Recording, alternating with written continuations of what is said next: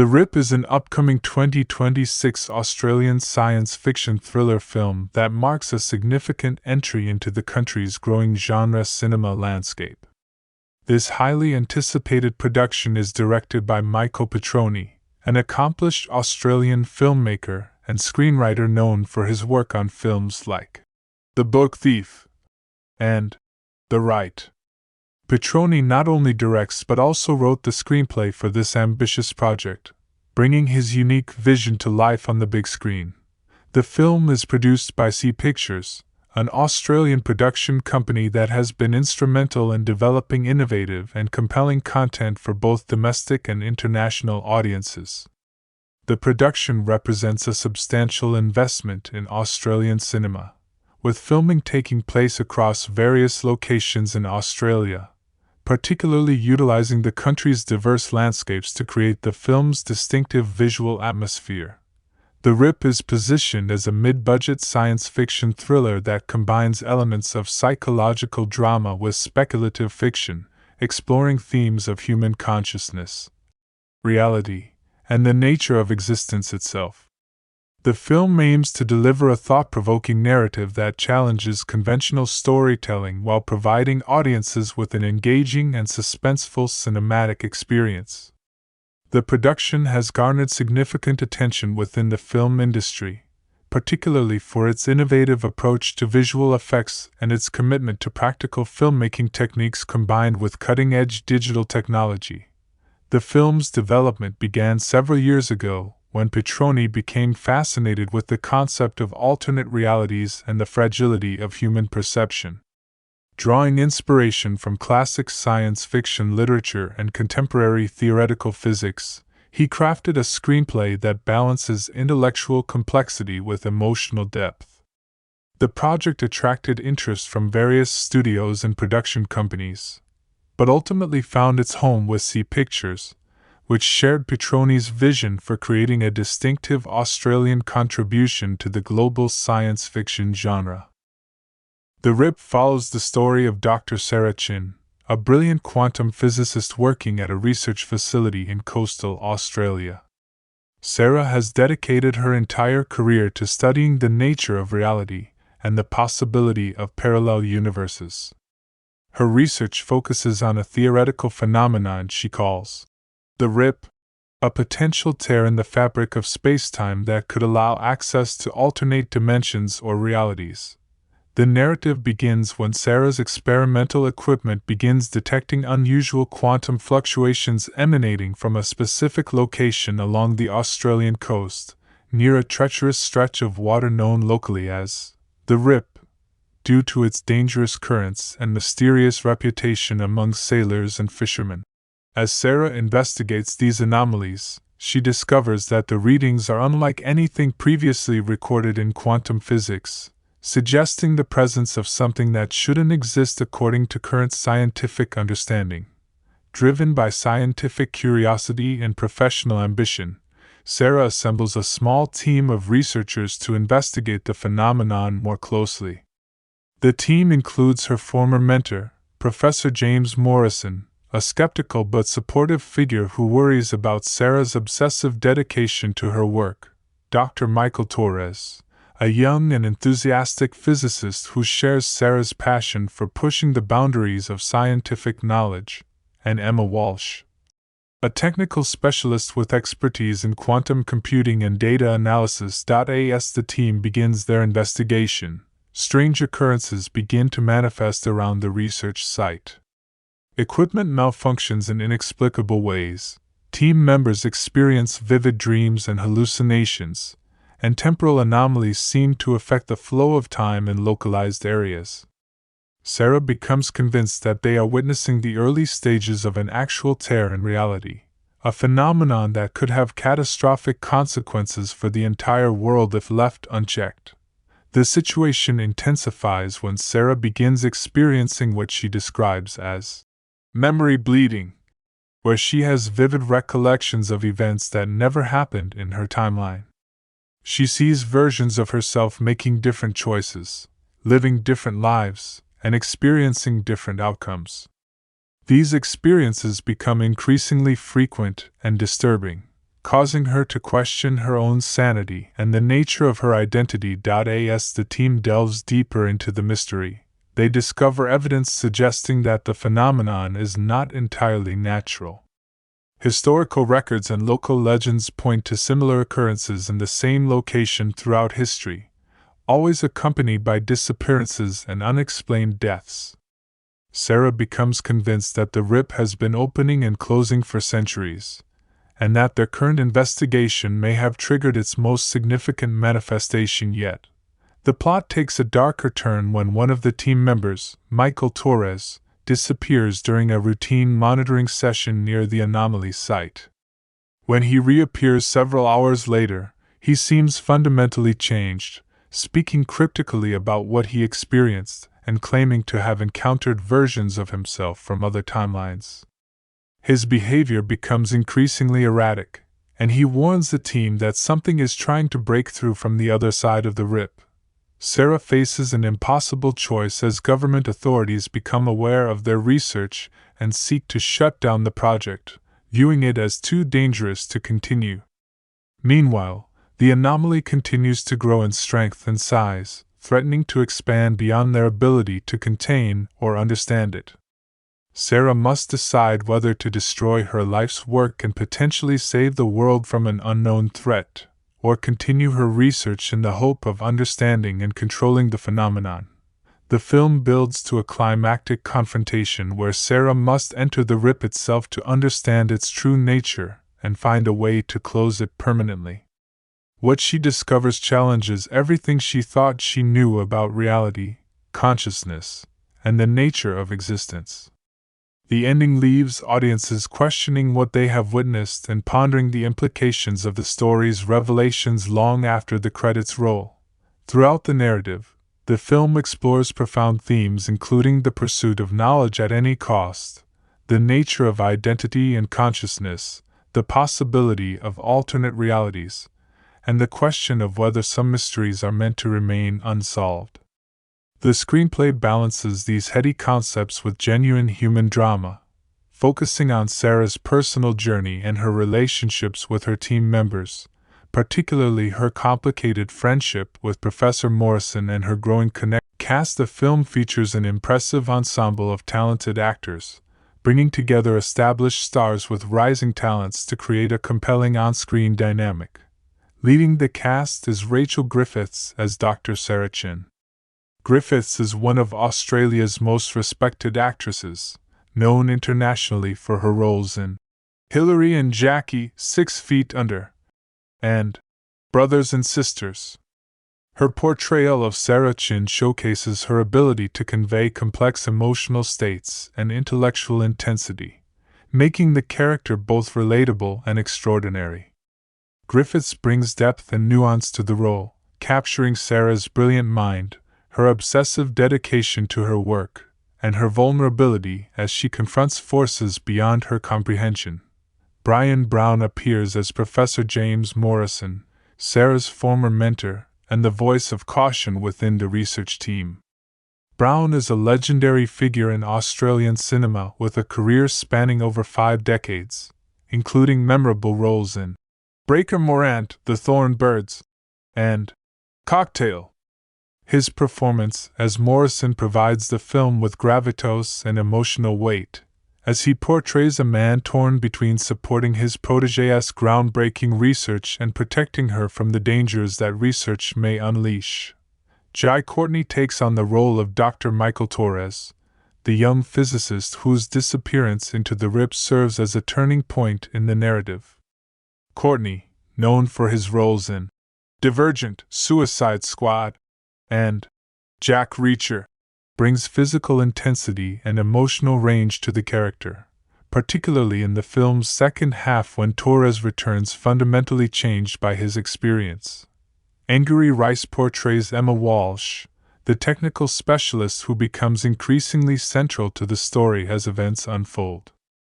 Rice, who gained recognition for her roles in The Nice Guys, Spider-Man: Homecoming, and the Mayor of Easttown series, delivers a nuanced performance that balances technical competence with emotional vulnerability.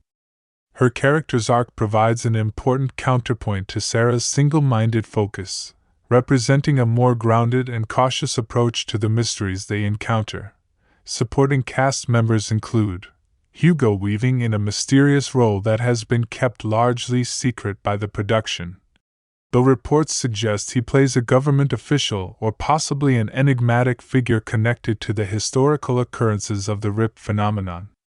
Weaving's involvement adds considerable star power to the project, given his international recognition from The Matrix trilogy, The Lord of the Rings films, and V for Vendetta.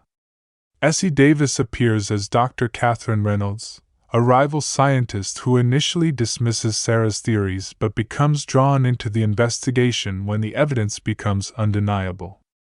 Davis, acclaimed for her work in The Babadook and the series Miss Fisher's Murder Mysteries, brings intelligence and complexity to what could have been a one-dimensional skeptic character. Aaron Glenane plays Lieutenant Marcus Webb, a military liaison assigned to monitor the research project once government authorities become involved. Glenane's character represents the institutional forces that seek to control or weaponize scientific discoveries, adding an element of political thriller to the science fiction narrative. Miranda Otto makes a special appearance as Dr. Helen Chin, Sarah's mother, appearing in flashback sequences that reveal Sarah's childhood fascination with scientific mysteries and the personal history that drives her obsessive quest for knowledge. Otto's brief but impactful presence provides crucial context for understanding Sarah's character and motivations.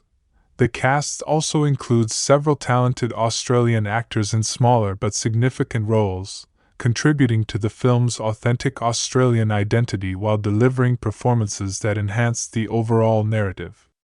The chemistry among the ensemble cast has been praised by early viewers who attended test screenings, with particular note made of the dynamic between Griffiths and Brown, whose characters share a long and complicated history. Release date: The RIP is scheduled for theatrical release on August 14, 2026. This release date positions the film strategically in the late summer season, a period that has historically been favorable for mid-budget genre films that seek to distinguish themselves from major blockbuster releases while still capturing significant audience attention. The film will initially launch in Australian theaters, with C Pictures planning an extensive domestic marketing campaign to build word-of-mouth support before the international rollout. The Australian release is expected to span major metropolitan areas including Sydney, Melbourne, Brisbane, Perth, and Adelaide, with additional screenings in regional centres that have the capacity to exhibit the film's technical specifications. Following the Australian theatrical debut, the film is scheduled for international distribution beginning in September 2026. Distribution deals have been secured for various territories including the United Kingdom, New Zealand, select European markets, and parts of Asia. Negotiations are ongoing for North American distribution rights, with several major studios and streaming platforms expressing interest in acquiring the film for US and Canadian audiences. The release strategy includes plans for a festival circuit run prior to the theatrical release, with the filmmakers targeting major international film festivals including the Cannes Film Festival, the Toronto International Film Festival, and the Sundance Film Festival for potential premiere screenings. Such festival exposure could significantly raise the film's profile and attract additional distribution deals for territories where arrangements have not yet been finalized. The producers have indicated that the film will receive both a traditional theatrical release and will eventually be made available through streaming platforms, though exclusive theatrical windows will be maintained to maximize box office revenue and provide audiences with the optimal viewing experience. The film has been specifically designed to be experienced on the big screen, with particular attention paid to sound design and visual effects that showcase best in a theatrical environment. Special advanced screenings are being planned for scientific communities and academic institutions. Recognizing that the film's engagement with concepts from quantum physics and theoretical science may appeal to audiences interested in the intersection of science and cinema. These screenings may be accompanied by panel discussions featuring the filmmakers and actual scientists discussing the real science behind the film's speculative elements. Action with Emma Walsh. Trailer information. The official teaser trailer for The Rip was released on March 15, 2026, generating significant buzz within the film community and among science fiction enthusiasts. The teaser, running approximately 90 seconds, offers tantalizing glimpses of the film's visual aesthetic and mysterious narrative without revealing major plot points or spoilers. The trailer opens with serene footage of the Australian coastline, the camera slowly panning across turbulent waters as Rachel Griffith's voice provides narration about the nature of reality and the boundaries of human knowledge. The peaceful imagery is interrupted by sudden bursts of visual distortion, suggesting the presence of the anomaly at the heart of the story. The editing creates an unsettling rhythm that mirrors the film's themes of reality breaking down. Key visual moments showcased in the teaser include Rachel Griffith's Sarah Chin standing before an array of sophisticated scientific equipment that appears to be malfunctioning, with screens displaying impossible data patterns and quantum calculations. There are brief but striking shots of the research facility at night, illuminated by strange lights and surrounded by an eerie atmospheric effect that suggests the presence of something beyond normal reality.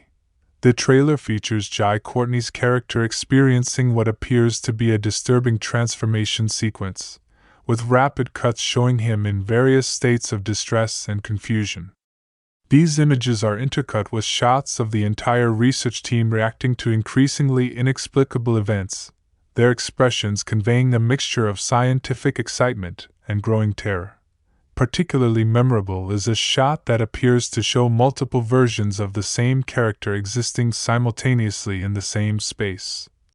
A visual representation of the film's exploration of alternate realities and parallel timelines. This image has become iconic in early marketing materials and has generated considerable discussion among fans trying to decipher its implications for the plot.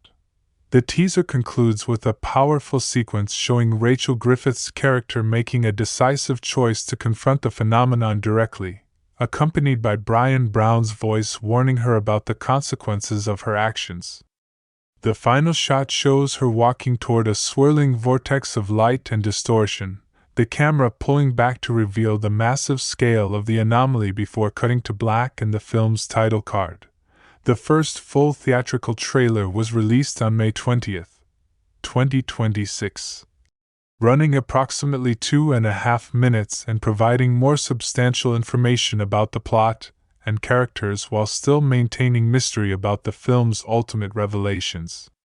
This trailer received widespread attention, accumulating millions of views across various online platforms within the first week of release and trending on social media as audiences discussed and analyzed its contents. The full trailer expands on the teaser's themes while introducing the supporting cast members and providing more context for the story's progression. It includes dialogue scenes that establish character relationships and motivations, particularly highlighting the dynamic between Sarah Chin and her mentor Professor Morrison. The trailer emphasizes the film's human drama alongside its science fiction elements, making clear that this is not merely a visual effects showcase but a character-driven narrative with emotional depth. Both trailers have been praised for their effective use of sound design, featuring an atmospheric score composed specifically for the marketing campaign that enhances the sense of mystery and impending danger. The music, created by an acclaimed Australian composer, blends electronic and orchestral elements to create a soundscape that is both contemporary and timeless. A final trailer is scheduled for release in late July 2026, approximately 2 weeks before the film's theatrical debut. This trailer is expected to feature additional footage and may include early critical responses from festival screenings if the film receives its world premiere at a major festival as planned.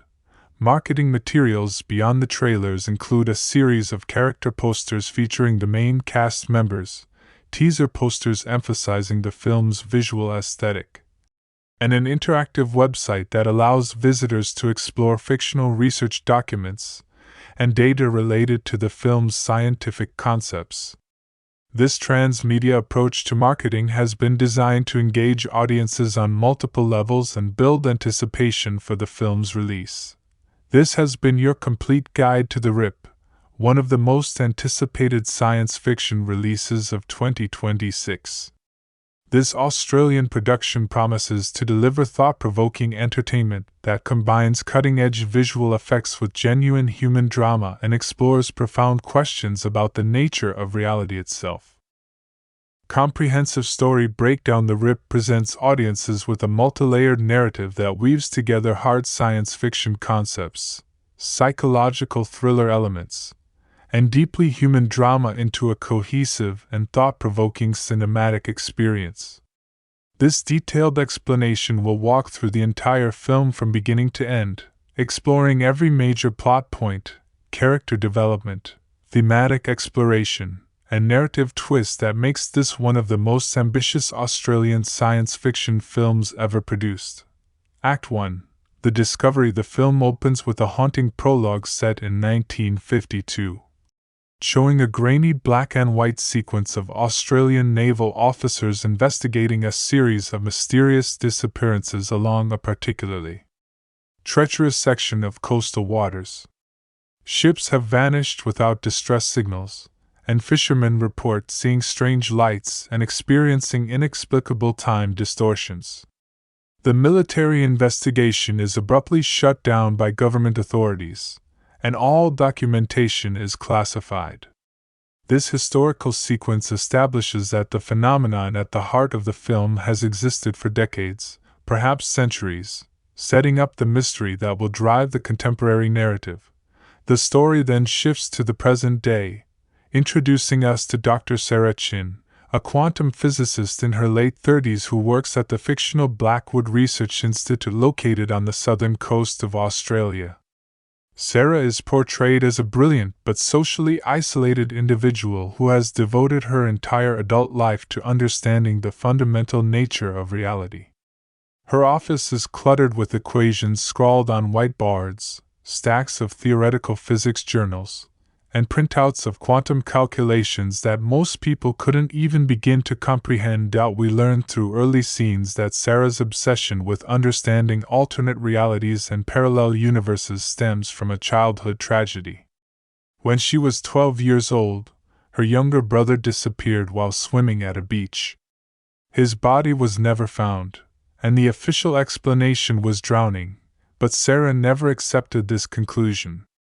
She became convinced, even as a child, that something else had happened, something that couldn't be explained by conventional understanding. This personal trauma has fueled her professional pursuits, though she rarely discusses this connection with colleagues. The inciting incident occurs when Sarah's experimental quantum detection array, a device she has been developing for years to measure fluctuations in spacetime, begins registering unprecedented anomalous readings. These readings are emanating from a specific location approximately 15 kilometers off the coast, in an area of water known locally as the Rip, due to dangerous rip currents that have claimed numerous lives over the years. The data Sarah is collecting shows quantum entanglement patterns that shouldn't exist in nature, suggesting the presence of something that violates our current understanding of physics. Sarah immediately recognizes the significance of these readings. She brings her findings to Professor James Morrison, her former doctoral advisor who now serves as the director of the Blackwood Institute. Morrison is initially skeptical, having witnessed Sarah chase theoretical dead ends before due to her obsessive need to prove that alternate realities exist. However, when he examines the data himself, he cannot dismiss it. The readings are consistent, reproducible, and completely inexplicable according to conventional quantum mechanics. Morrison agrees to provide Sarah with resources to investigate further, but he insists that she assemble a proper research team rather than pursuing this alone. He assigns Dr. Michael Torres, a brilliant young physicist who recently joined the Institute, to work with Sarah. Torres is enthusiastic and shares Sarah's willingness to pursue unconventional theories, though he lacks her years of experience and emotional baggage. Morrison also brings in Emma Walsh, a technical specialist with expertise in quantum computing and advanced data analysis. Emma is more pragmatic than either Sarah or Michael, approaching the investigation with scientific rigor tempered by healthy skepticism. The team establishes a research outpost near the coastal location where the readings are strongest. They deploy sophisticated monitoring equipment including quantum sensors, gravitational wave detectors, and high-speed cameras capable of capturing events at the subatomic level. The setup process takes several days, during which the team members begin to bond and establish their working dynamic. Sarah is clearly the intellectual leader, driven by intuition and theoretical understanding. Michael brings youthful energy and computational skills, able to run complex simulations that model what might be happening. Emma serves as the grounding force, insisting on proper protocols and careful documentation of everything they observe. As they begin their formal observations, strange phenomena start manifesting around the research site. Equipment that was functioning perfectly suddenly malfunctions in ways that make no technical sense. Batteries drain instantaneously. Cameras capture images that show temporal distortions, with timestamps indicating that time is flowing at different rates in different areas. Team members begin experiencing unusual symptoms including vivid dreams, moments of déjà vu so strong they're almost debilitating, and brief periods where they lose track of time. Sarah becomes particularly affected by these phenomena.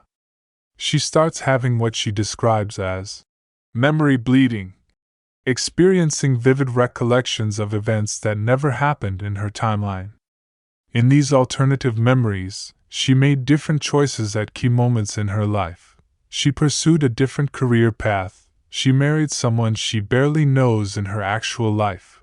Her brother never disappeared, or he disappeared but under different circumstances. These experiences are not like ordinary dreams or imagination. They have the texture and quality of genuine memories, complete with sensory details and emotional resonance.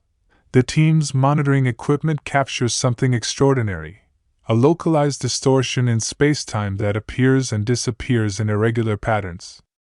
When they analyze the footage, they see what appears to be a tear in the fabric of reality itself, a rippling discontinuity through which glimpses of something else can be seen. The imagery is abstract and difficult to interpret, but it's clearly not any natural phenomenon known to science. Michael develops a working hypothesis. They are witnessing the formation of a bridge between parallel universes or alternate timelines.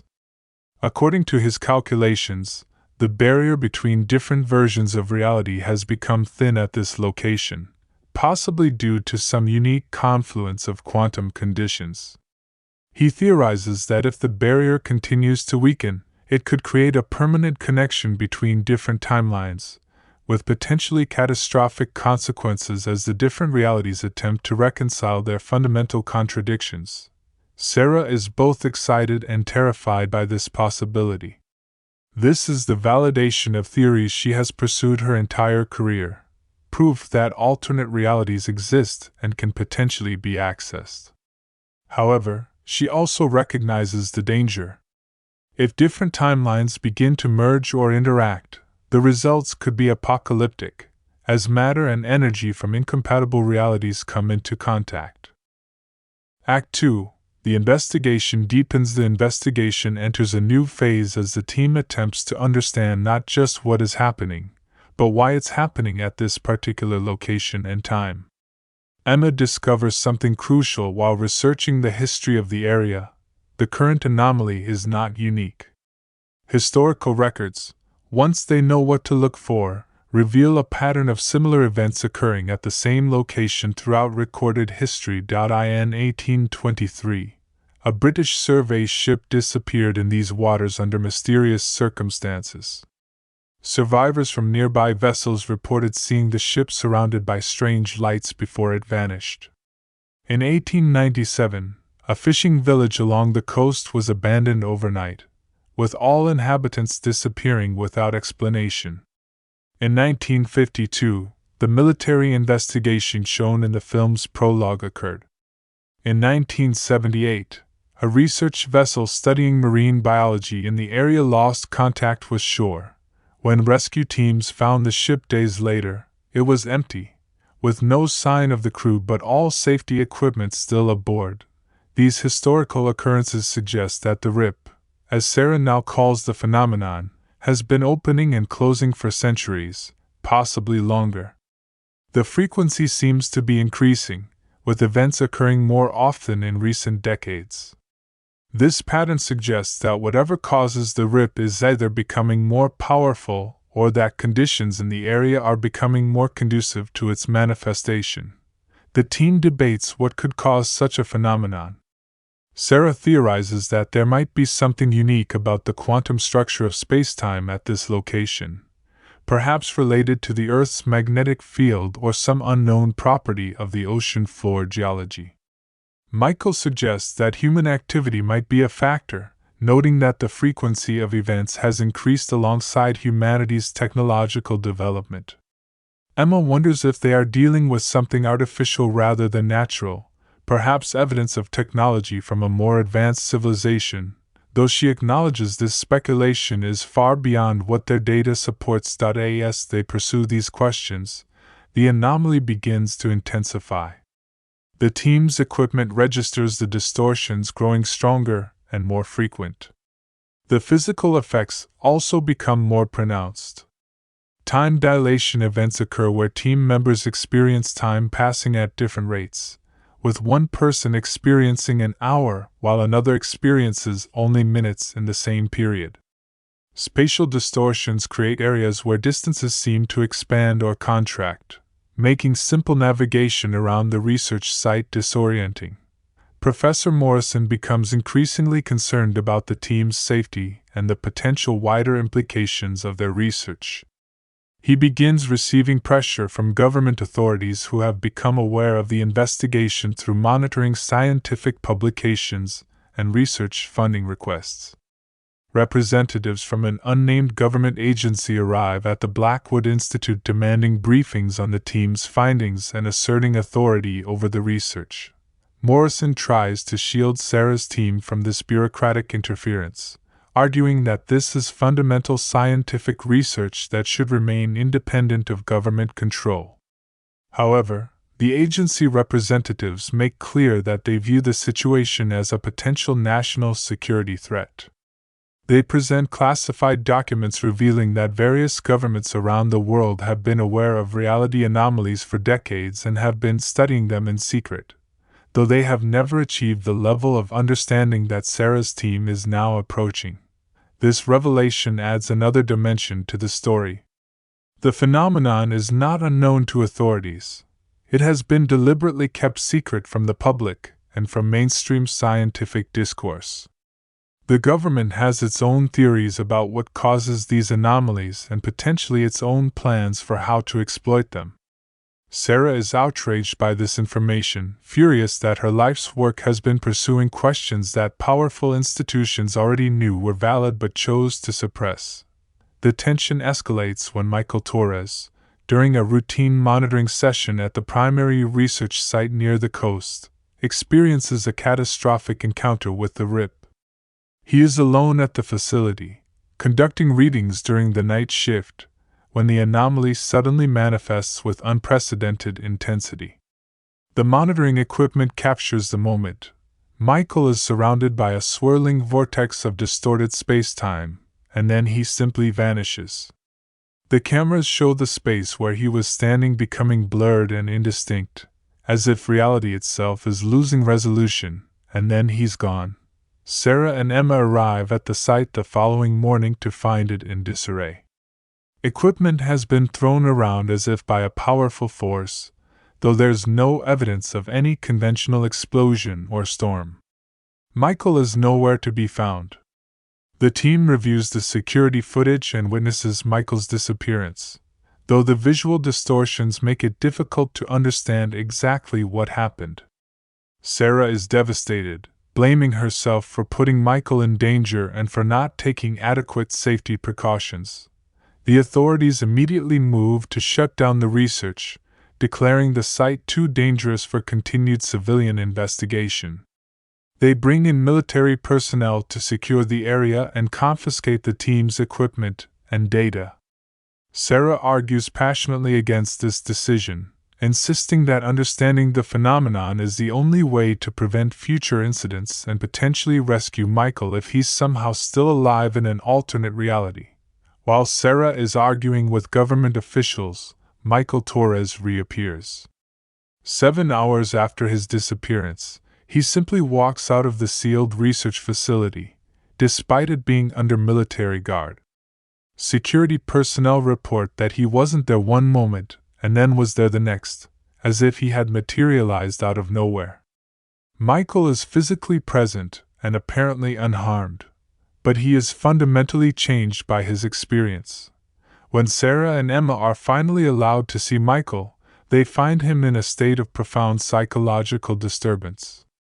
He speaks in fragments, describing experiences that sound impossible. He claims that during his disappearance, he experienced multiple lifetimes simultaneously. He saw countless versions of himself making different choices, living different lives, experiencing different deaths. He encountered versions of himself that were barely recognizable, people who shared his genetic code and memories but had developed into completely different individuals based on the accumulated effect of different decisions and circumstances. Michael's description of his experience provides crucial insights into the nature of the RIP. It's not simply a portal to a single alternate reality, it's a convergence point where multiple timelines intersect. Within the RIP, the normal rules of causality and linear time break down. Past, present, and future become malleable concepts. Individual identity becomes questionable when you're confronted with versions of yourself that are both you and not you simultaneously. Most disturbing is Michael's warning: something is trying to break through from the other side. During his time inside the RIP, he sensed a presence, an intelligence that is using the weakening barriers between realities to push toward our timeline. He cannot clearly describe what this presence is or what it wants, but he is certain that allowing the RIP to expand further would be catastrophic. His exact words, delivered with profound conviction, are, "We think we're studying a natural phenomenon, but we're not. We're being studied. And what's studying us is getting ready to come through."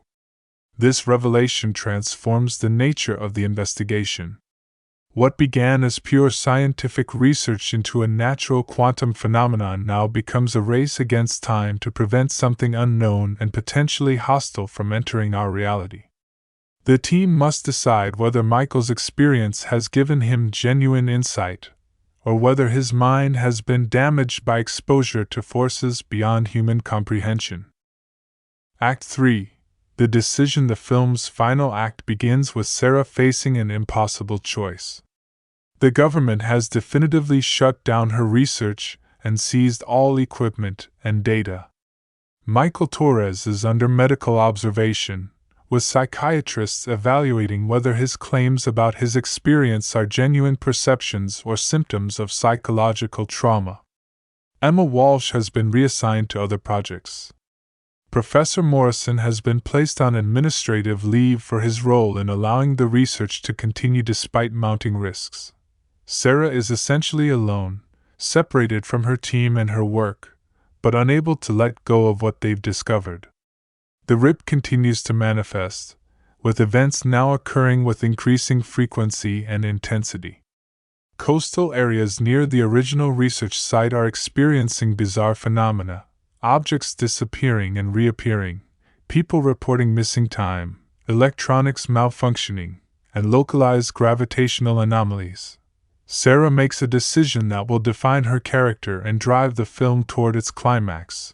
She decides to directly confront the RIP. entering it herself to understand its true nature and find a way to close it permanently.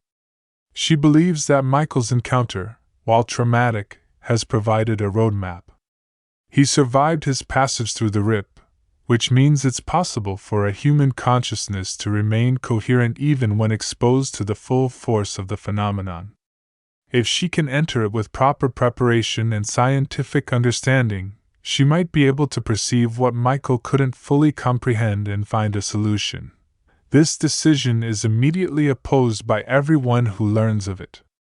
Morrison warns her that she's letting her personal trauma drive her towards self-destruction, using scientific rationalization to justify what is essentially a suicide attempt. Emma argues that they need more time to analyze Michael's experience and develop proper safety protocols before attempting any direct contact with the anomaly. Even Michael, despite his insistence that something must be done, warns Sarah that what he experienced nearly destroyed his sense of self and that she has no guarantee she would survive with her sanity intact. Sarah acknowledges these concerns but remains resolute. She points out that the government's approach, containment and study from a safe distance, is unlikely to provide the understanding necessary to address the threat that Michael has warned about. If there truly is some intelligence using the rip to breach into our reality, then passive observation will only delay the inevitable. Someone needs to enter the rip, confront whatever is there, and find a way to close it from the inside.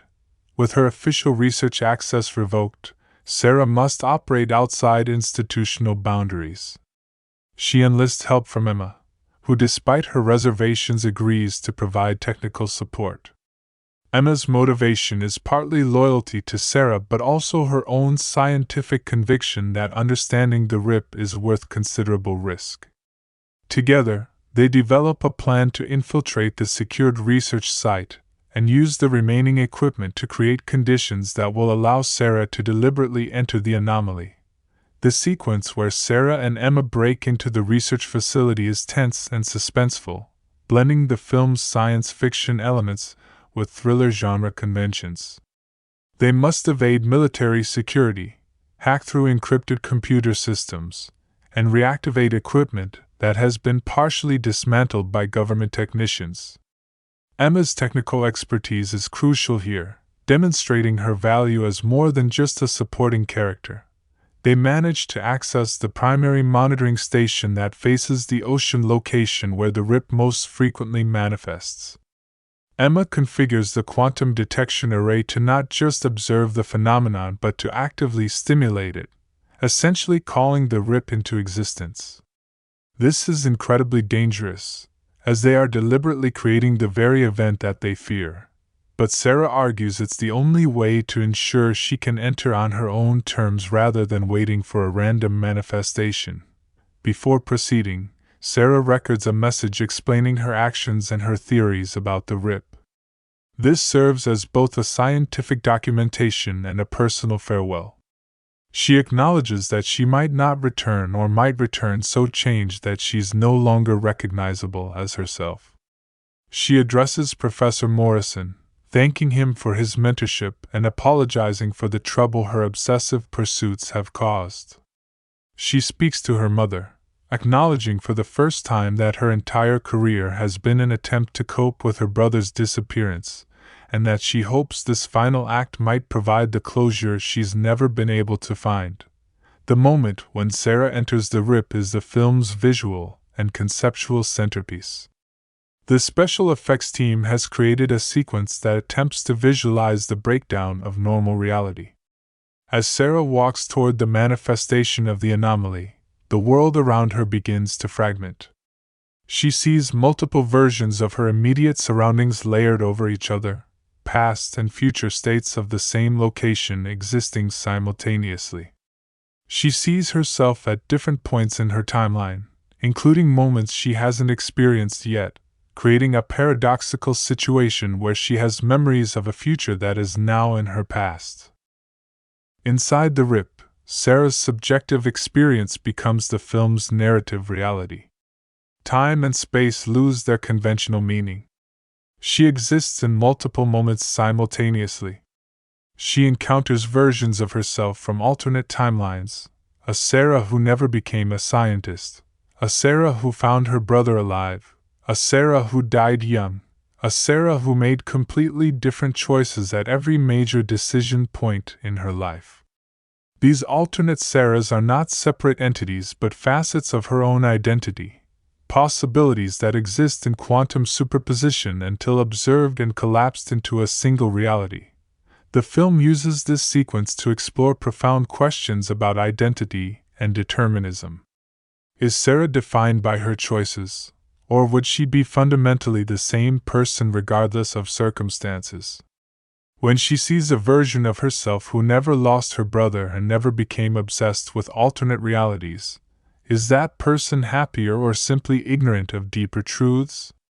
The multiple Sarahs engage in dialogue, though it's unclear whether this is actual conversation or Sarah's consciousness fragmenting under the stress of perceiving too many possibilities at once. Beyond the personal revelations, Sarah encounters what Michael warned about: the presence that is using the rip to access our reality.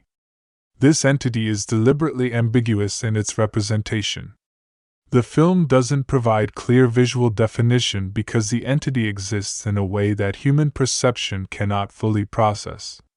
Sarah perceives it as a vast intelligence that exists across multiple timelines simultaneously, aware of all possible outcomes and all possible versions of events. The entity communicates with Sarah, though not through language. She receives understanding directly, concepts appearing in her mind fully formed.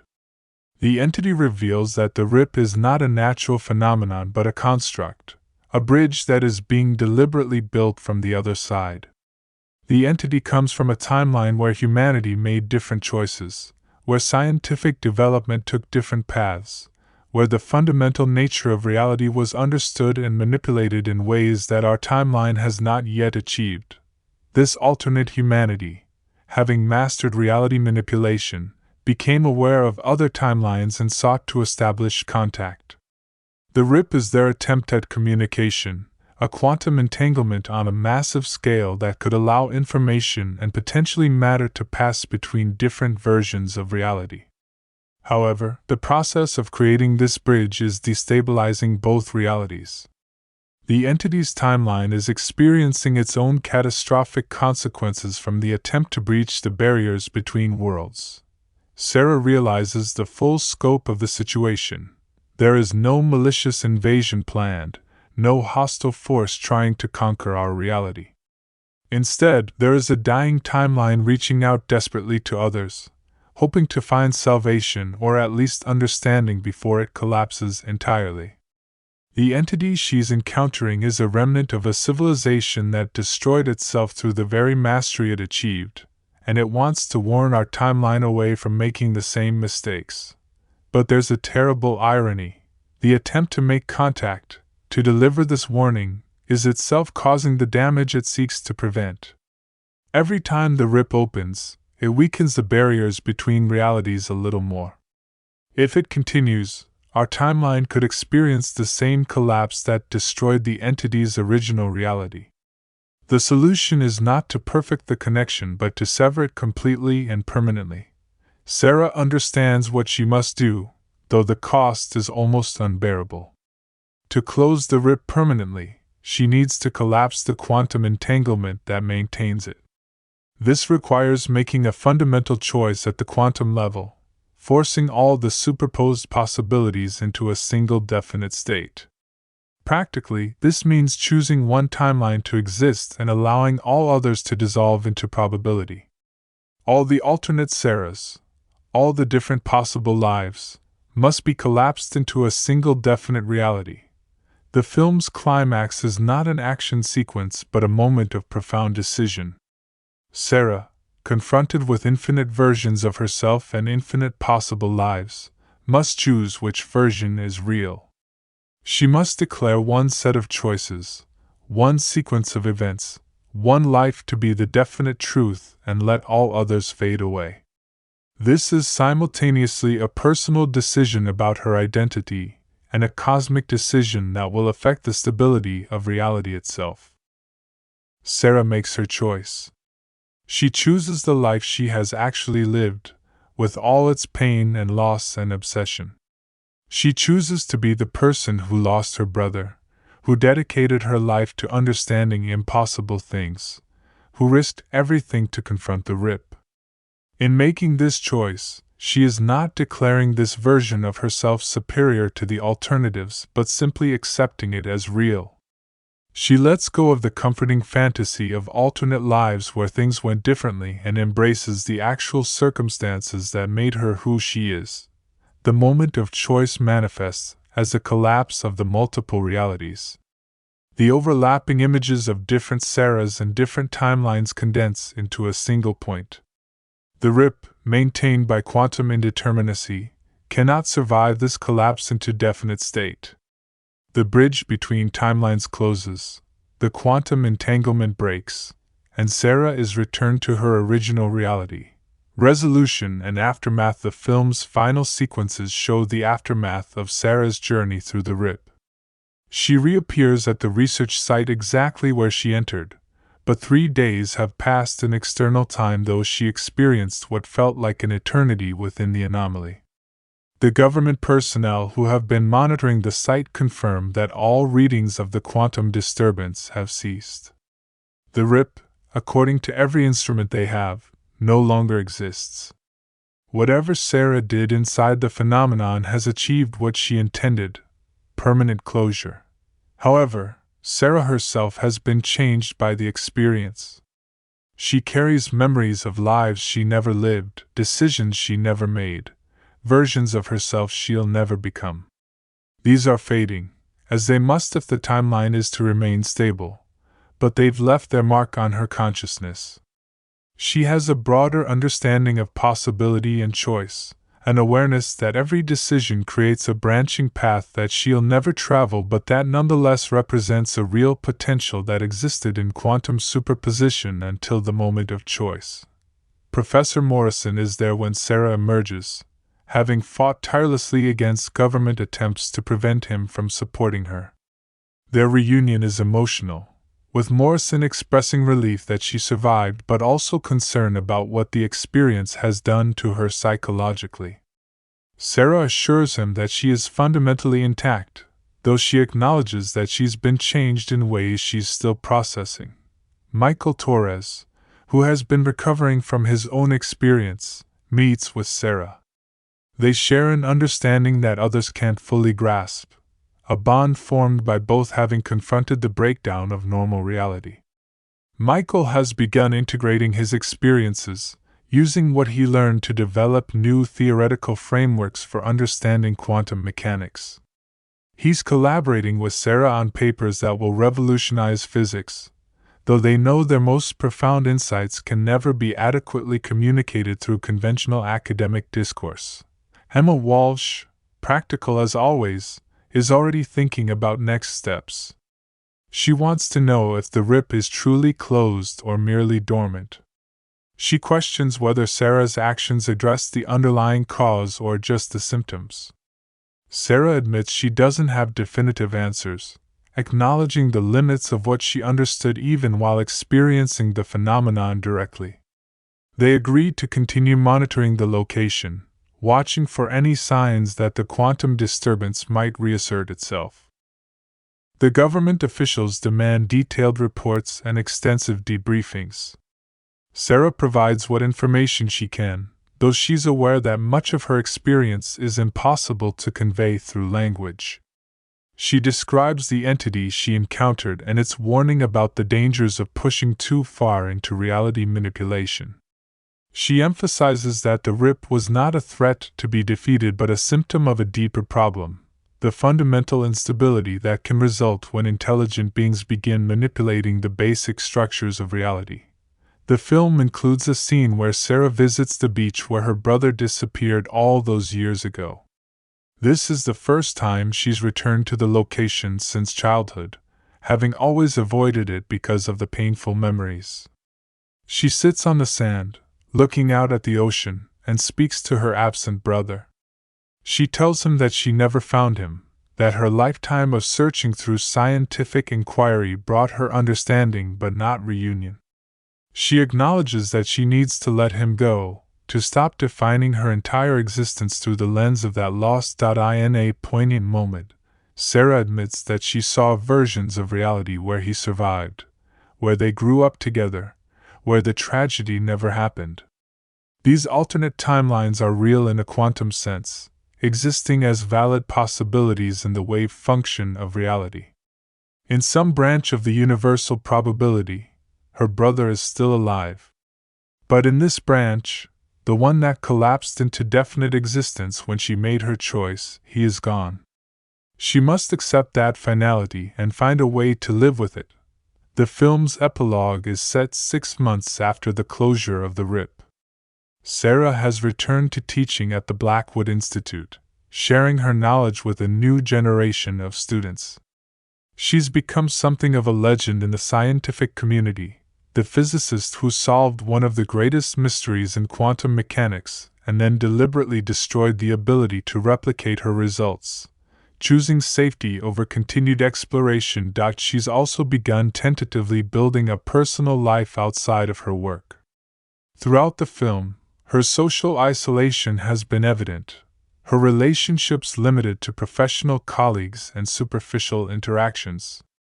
Now, she's making efforts to connect with people on a human level, recognizing that her experience within the RIP taught her something about the value of the one definite life we have versus the infinite lives we might imagine. The final scene shows Sarah in her office, looking at the equations on her whiteboard that represent her life's work. A student comes to ask about quantum entanglement, and as Sarah begins to explain the concept, her voice carries both the authority of someone who has seen beyond normal reality, and the humility of someone who knows how much remains unknown. She tells the student that the universe is stranger and more wonderful than most people imagine, but that this strangeness doesn't make our everyday lives less meaningful or our choices less significant. The camera pulls back from Sarah's office, moving through the corridors of the Blackwood Institute, out to the coastline, and finally to the location where the RIP once manifested. The ocean is calm, showing no sign of the reality-warping phenomena that occurred there. The final shot is ambiguous, a subtle distortion in the air over the water, lasting only a fraction of a second, too brief to be certain it was real. The screen cuts to black, leaving the audience to question whether the RIP is truly closed or simply waiting. Thematic exploration. The RIP operates on multiple thematic levels, weaving together complex philosophical questions with deeply human emotional concerns. The film's central theme explores the relationship between scientific inquiry and personal trauma, examining how the pursuit of knowledge can be both genuinely enlightening and a form of psychological avoidance. Sarah's entire career has been a way of processing her childhood loss, transforming personal pain into professional motivation. The film questions whether this transformation is healthy or whether it represents an inability to grieve properly and move forward. The concept of choice and determinism receives extensive exploration through the film's science fiction premise. The existence of multiple timelines and alternate versions of the same person raises profound questions about free will and identity. If every decision creates branching realities where different choices play out, then in some sense all choices are made and none are definitive. Yet Sarah's journey leads her to embrace the importance of the choices that define our actual lived experience, arguing that while alternate possibilities may exist in some quantum sense, the life we actually live is what matters. The film examines the ethics of scientific exploration, particularly the question of whether some knowledge is too dangerous to pursue. Sarah begins the film as a scientific idealist who believes that understanding is always valuable regardless of the risks. Her experience forces her to confront the limits of this position. The entity she encounters represents a civilization that achieved ultimate understanding of reality and destroyed itself in the process. The message is not anti-scientific but rather a call for wisdom alongside knowledge, for consideration of consequences alongside exploration of possibilities. Identity and selfhood receive complex treatment through the multiple versions of Sarah that appear when she enters the RIP. The film suggests that we are defined not by some eternal essence but by the accumulated effects of our choices and experiences. The different Sarahs, sharing genetic code and base personality but shaped by different circumstances, are simultaneously the same person and completely different individuals. This raises uncomfortable questions about the contingency of identity, about how much of who we are is essential and how much is merely the result of circumstance. The theme of communication across fundamental difference appears in Sarah's encounter with the entity. This is consciousness trying to communicate with consciousness across the barrier between different realities, different timelines, different fundamental frameworks of existence.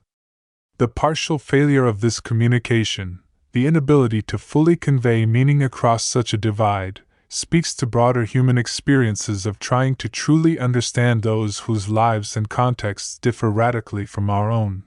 Loss and letting go permeate the entire narrative. Sarah's journey is ultimately about learning to accept what cannot be changed and to find peace with the life that actually occurred rather than mourning all the lives that might have been. The film suggests that growth requires accepting limits, that we cannot live in infinite possibility but must commit to definite reality. This is presented not as a loss of freedom but as a necessary foundation for meaningful existence. The film also explores institutional versus individual approaches to knowledge and crisis. The government's response to the RIP is to classify, contain, and control information. Sarah's approach is to investigate, understand, and share knowledge openly. The film doesn't present either approach as entirely correct but rather shows the tension between them and the necessity of finding balance between open inquiry and responsible caution. Visual and technical achievement. The RIP represents a significant achievement in Australian science fiction cinema, utilizing cutting-edge visual effects while maintaining focus on character and story.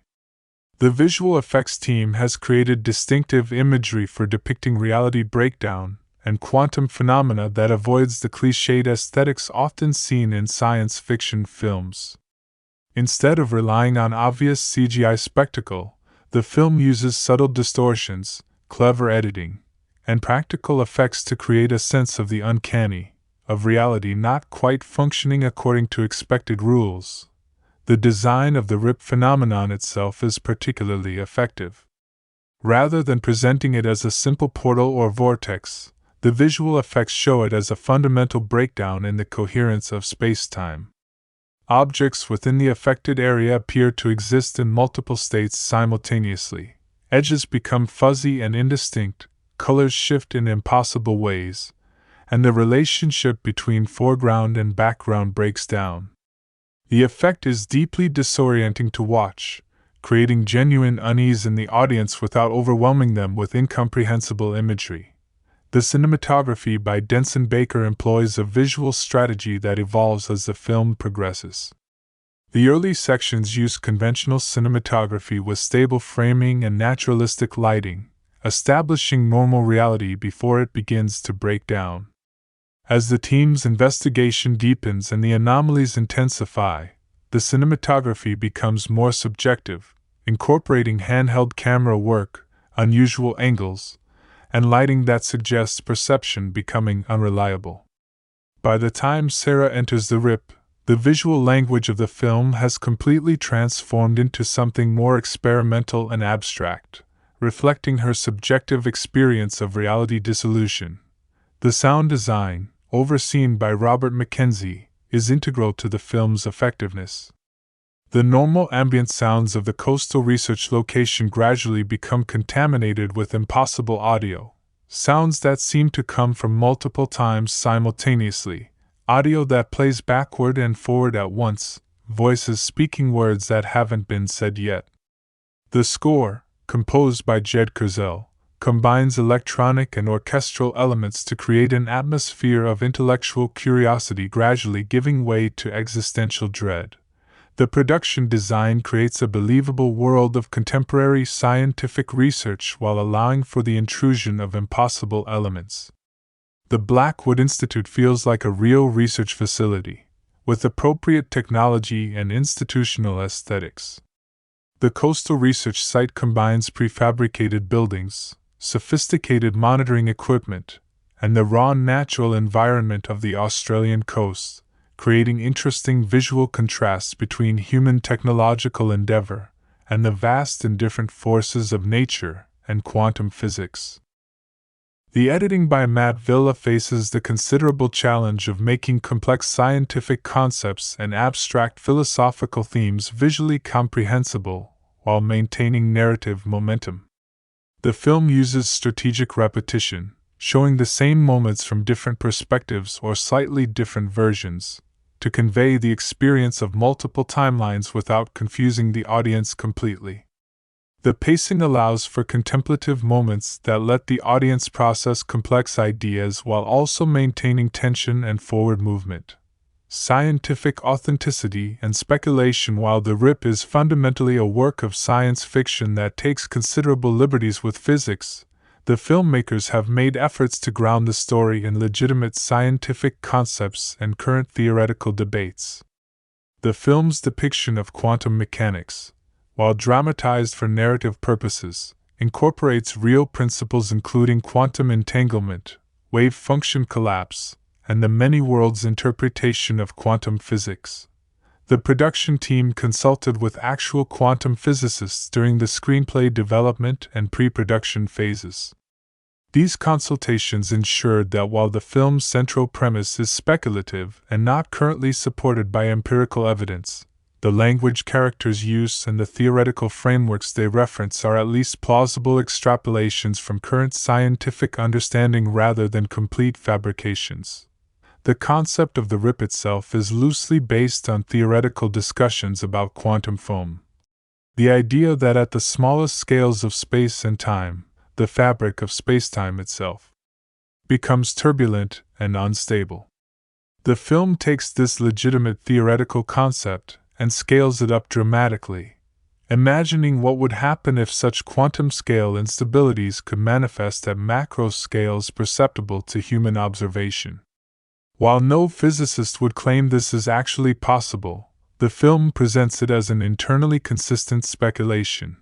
The multiple timeline elements draw from the many worlds interpretation of quantum mechanics, first proposed by Hugh Everett in 1957. According to this interpretation, every quantum measurement causes the universe to split into multiple versions, each representing a different possible outcome. While this interpretation is controversial and not universally accepted among physicists, it is a legitimate theoretical position that some respected scientists support. The film dramatizes this idea, imagining what it might be like for a human consciousness to perceive multiple timeline branches simultaneously. The character of Sarah Chen engages with real debates in theoretical physics about the nature of time, causality, and determinism. Her dialogue incorporates references to actual physicists and philosophers including Einstein, Bohr, Heisenberg, and more contemporary figures like David Deutsch and Sean Carroll. This grounding in real intellectual discourse gives the film credibility even as it pursues its fantastical premise. However, the film is careful not to present itself as hard science fiction that strictly adheres to known physical laws. The DVD commentary by director Michael Petroni explicitly acknowledges that the film takes significant liberties for narrative purposes, and that audiences should not mistake the film's depictions for actual scientific predictions. The goal was to create a story that feels scientifically grounded enough to be intellectually engaging while remaining a work of imagination rather than prediction. Critical and audience reception, projected. While The Rip has not yet been released as of this writing, early buzz from test screenings and festival premieres suggests it will be received as a significant achievement in Australian science fiction cinema. Critics who have seen advanced screenings have praised the film's ambition in tackling complex philosophical and scientific themes while maintaining emotional resonance through its character-driven narrative. The performances, particularly Rachel Griffiths' portrayal of Sarah Chin, have been singled out for acclaim. Critics note that Griffiths brings intellectual intensity and emotional vulnerability to a role that could have been coldly cerebral in less skilled hands. Her ability to convey both Sarah's brilliant scientific mind and her deeply wounded emotional state creates a protagonist that audiences can identify with even when dealing with abstract concepts. The visual effects and overall aesthetic have generated considerable discussion, with some reviewers comparing the film favorably to cerebral science fiction works like Arrival, Interstellar, and Annihilation. The film's approach to visualizing quantum phenomena and reality breakdown has been noted as distinctive and effective, avoiding the more obvious CGI spectacle of mainstream science fiction in favor of something more subtle and unsettling. Some critics have noted that the film's complexity and deliberate pacing may limit its appeal to mainstream audiences expecting more conventional science fiction action. The film requires intellectual engagement and patience, with extended sequences devoted to scientific discussion and philosophical exploration that some viewers may find slow. However, reviewers also suggest that audiences willing to meet the film on its own terms will find the experience rewarding. The screenplay has received mixed responses, with some critics praising its ambitious integration of hard science concepts with human drama, while others argue that exposition is sometimes too heavy-handed and that character development occasionally takes a back seat to intellectual concepts. The ending has proven somewhat divisive, with some viewers finding it profoundly satisfying and others feeling it's too ambiguous or abstract. Audience responses from early screenings suggest the film will perform well with science fiction enthusiasts, academic audiences, and viewers who appreciate challenging cinema. Word of mouth is expected to be strong within these demographics, though broader commercial success may be limited by the film's intellectual demands and lack of conventional action sequences.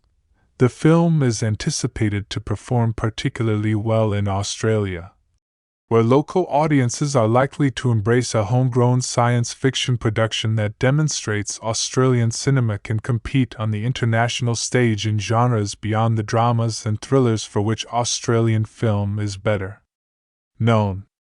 The use of Australian locations and the distinctly Australian identity of the production without resorting to stereotypical elements has been noted as refreshing.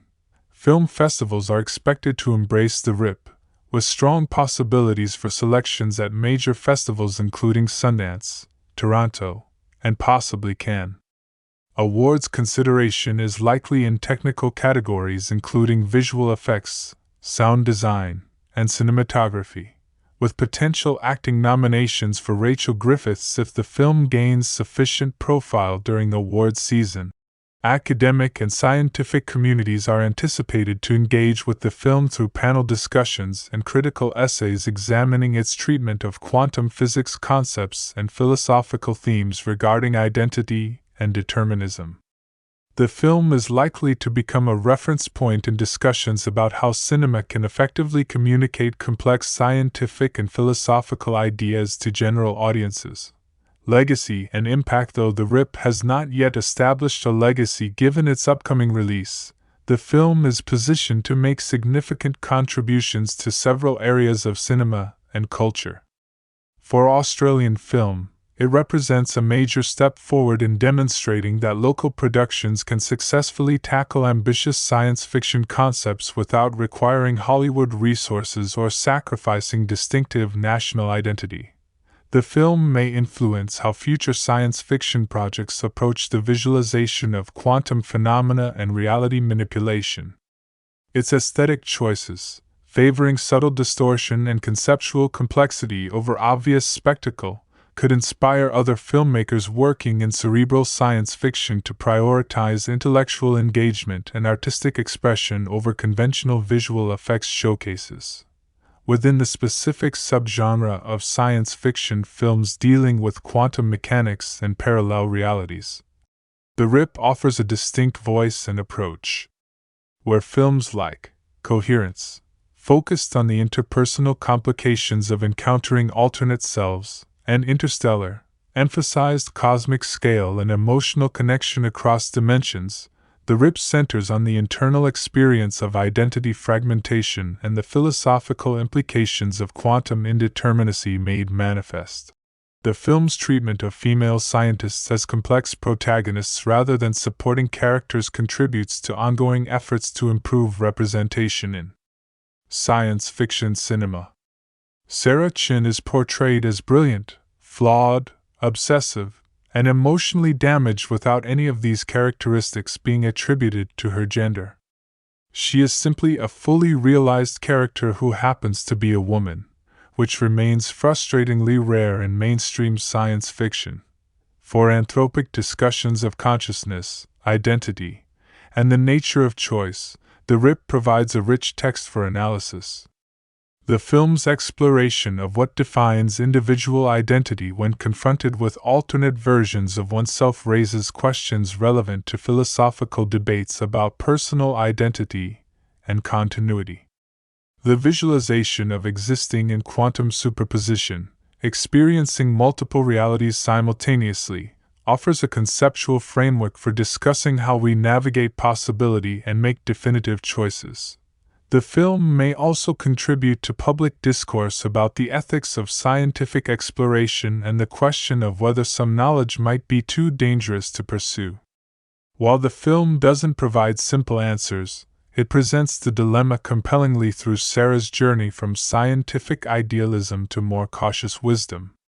This could resonate in an era where rapid technological advancement in areas like artificial intelligence and genetic engineering raises similar ethical questions. The visual effects and overall aesthetic have generated considerable discussion, with some reviewers comparing the film favorably to cerebral science fiction works like Arrival, Interstellar, and Annihilation. The film's approach to visualizing quantum phenomena and reality breakdown has been noted as distinctive and effective, avoiding the more obvious CGI spectacle of mainstream science fiction in favor of something more subtle and unsettling. Some critics have noted that the film's complexity and deliberate pacing may limit its appeal to mainstream audiences expecting more conventional science fiction action. The film requires intellectual engagement and patience, with extended sequences devoted to scientific discussion and philosophical exploration that some viewers may find slow. However, reviewers also suggest that audiences willing to meet the film on its own terms will find the experience rewarding. The screenplay has received mixed responses, with some critics praising its ambitious integration of hard science concepts with human drama, while others argue that exposition is sometimes too heavy-handed and that character development occasionally takes a back seat to intellectual concepts. The ending has proven somewhat divisive, with some viewers finding it profoundly satisfying and others feeling it's too ambiguous or abstract. Audience responses from early screenings suggest the film will perform well with science fiction enthusiasts, academic audiences, and viewers who appreciate challenging cinema. Word of mouth is expected to be strong within these demographics, though broader commercial success may be limited by the film's intellectual demands and lack of conventional action sequences. The film is anticipated to perform particularly well in Australia, where local audiences are likely to embrace a homegrown science fiction production that demonstrates Australian cinema can compete on the international stage in genres beyond the dramas and thrillers for which Australian film is better known. The use of Australian locations and the distinctly Australian identity of the production without resorting to stereotypical elements has been noted as refreshing. Film festivals are expected to embrace the RIP, with strong possibilities for selections at major festivals including Sundance, Toronto, and possibly Cannes. Awards consideration is likely in technical categories including visual effects, sound design, and cinematography, with potential acting nominations for Rachel Griffiths if the film gains sufficient profile during awards season. Academic and scientific communities are anticipated to engage with the film through panel discussions and critical essays examining its treatment of quantum physics concepts and philosophical themes regarding identity and determinism. The film is likely to become a reference point in discussions about how cinema can effectively communicate complex scientific and philosophical ideas to general audiences. Legacy and impact. Though The Rip has not yet established a legacy given its upcoming release, the film is positioned to make significant contributions to several areas of cinema and culture. For Australian film, it represents a major step forward in demonstrating that local productions can successfully tackle ambitious science fiction concepts without requiring Hollywood resources or sacrificing distinctive national identity. The film may influence how future science fiction projects approach the visualization of quantum phenomena and reality manipulation. Its aesthetic choices, favoring subtle distortion and conceptual complexity over obvious spectacle, could inspire other filmmakers working in cerebral science fiction to prioritize intellectual engagement and artistic expression over conventional visual effects showcases. Within the specific subgenre of science fiction films dealing with quantum mechanics and parallel realities, The Rip offers a distinct voice and approach. Where films like Coherence focused on the interpersonal complications of encountering alternate selves, and Interstellar emphasized cosmic scale and emotional connection across dimensions, The Rip centers on the internal experience of identity fragmentation and the philosophical implications of quantum indeterminacy made manifest. The film's treatment of female scientists as complex protagonists rather than supporting characters contributes to ongoing efforts to improve representation in science fiction cinema. Sarah Chin is portrayed as brilliant, flawed, obsessive, and emotionally damaged without any of these characteristics being attributed to her gender. She is simply a fully realized character who happens to be a woman, which remains frustratingly rare in mainstream science fiction.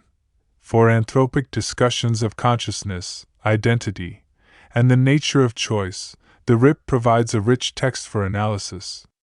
The film's exploration of what defines individual identity when confronted with alternate versions of oneself raises questions relevant to philosophical debates about personal identity and continuity. The visualization of existing in quantum superposition, experiencing multiple realities simultaneously, offers a conceptual framework for discussing how we navigate possibility and make definitive choices. The film may also contribute to public discourse about the ethics of scientific exploration and the question of whether some knowledge might be too dangerous to pursue.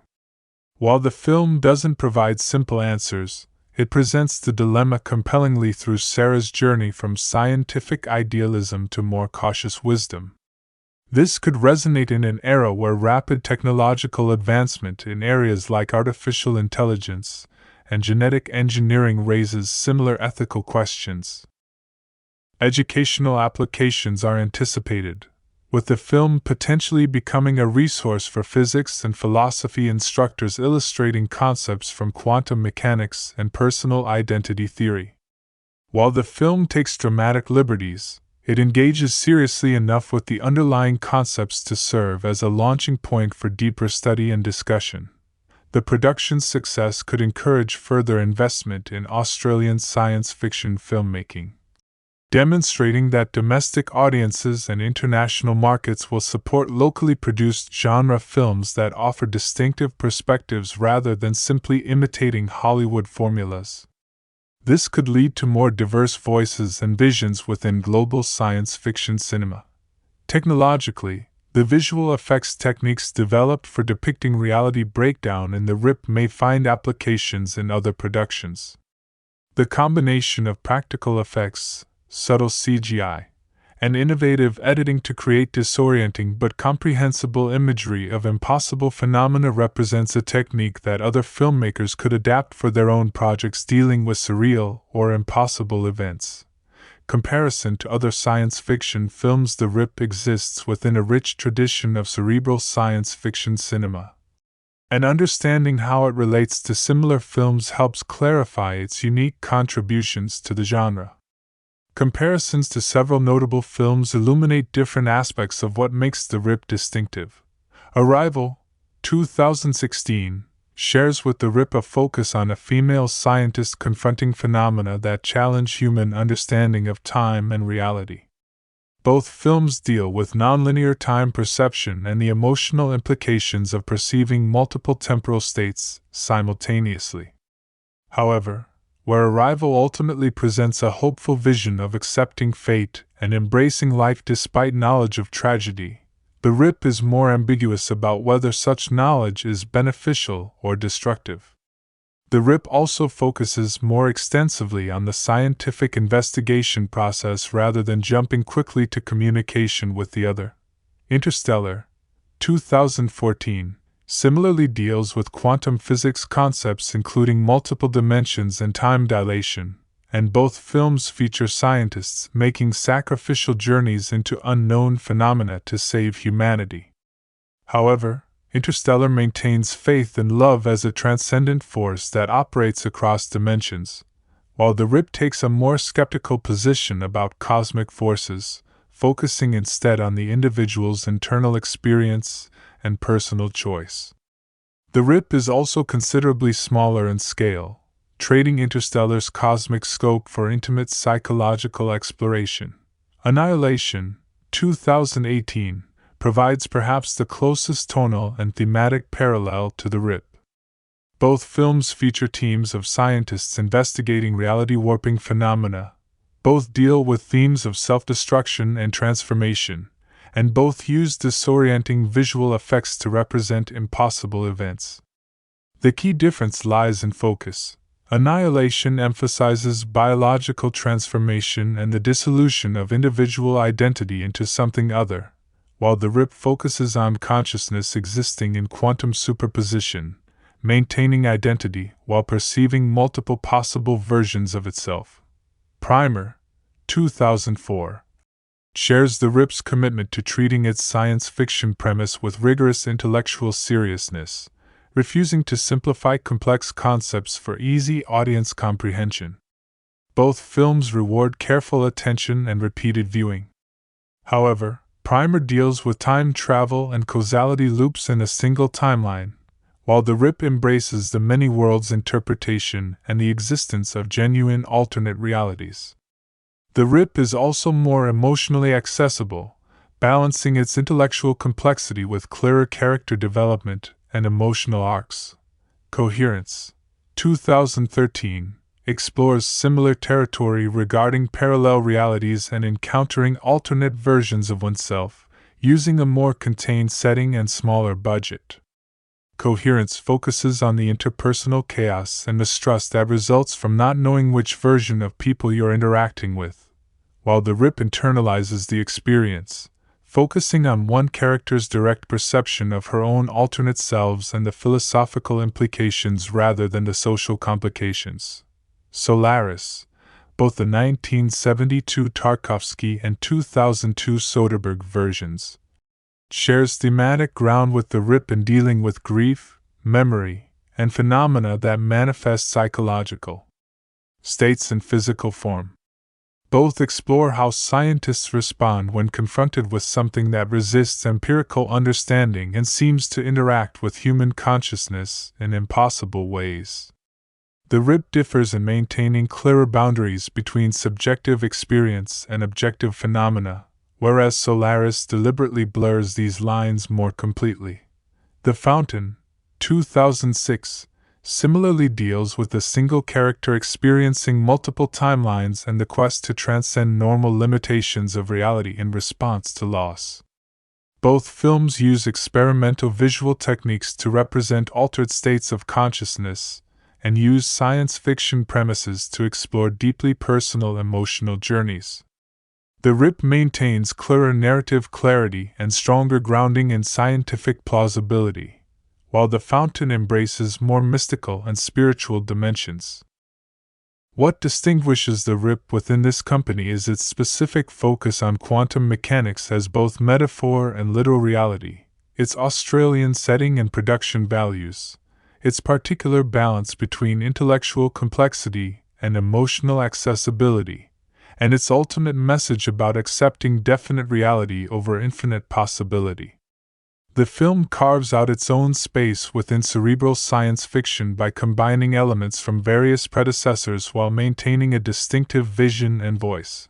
Behind the scenes and production details, the production of the RIP represents several years of development and a significant commitment from the Australian film industry to support ambitious science fiction storytelling. Director Michael Petroni first conceived the project in 2020.